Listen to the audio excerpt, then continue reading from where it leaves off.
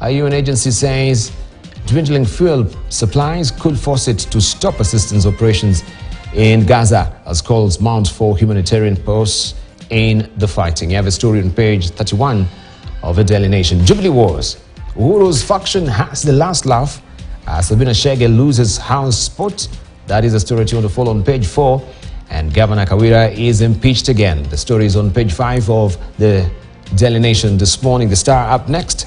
15 choppers to airlift KCSE, KCPE papers is what is on the front page of the Star's Splash.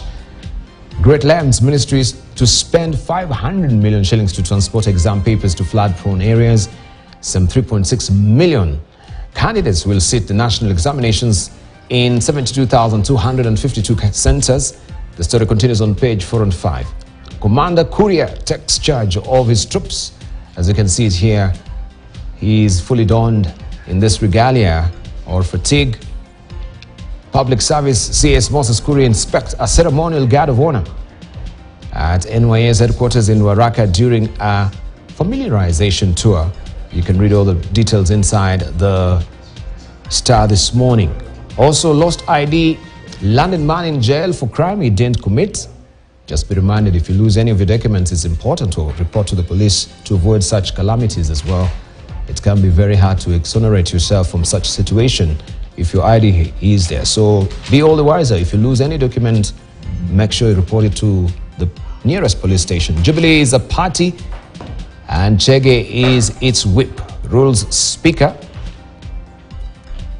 It was big win for nominated MP Sabina Chege after Speaker Moses Wetangula declared Jubilee Parliamentary Party and handed her the power or the powerful whip position. Right? This seems to be different from what other dailies are saying that she lost it, because if you look at the Daily Nation, Jubilee Wars, Uhuru's faction has last laugh as Sabina Chege loses our spot. The Star is reporting differently that the Jubilee Party is a party and Chege is its whip.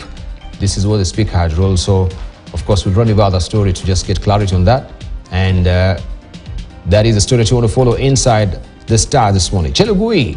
Yesterday, the splash was all about him and Mandago being embroiled in the job scams abroad. And here he comes to defend himself. He says, I have no link with Qatar Jobs Fund. I was just doing my job. You have the story on page 8 of the Star this morning.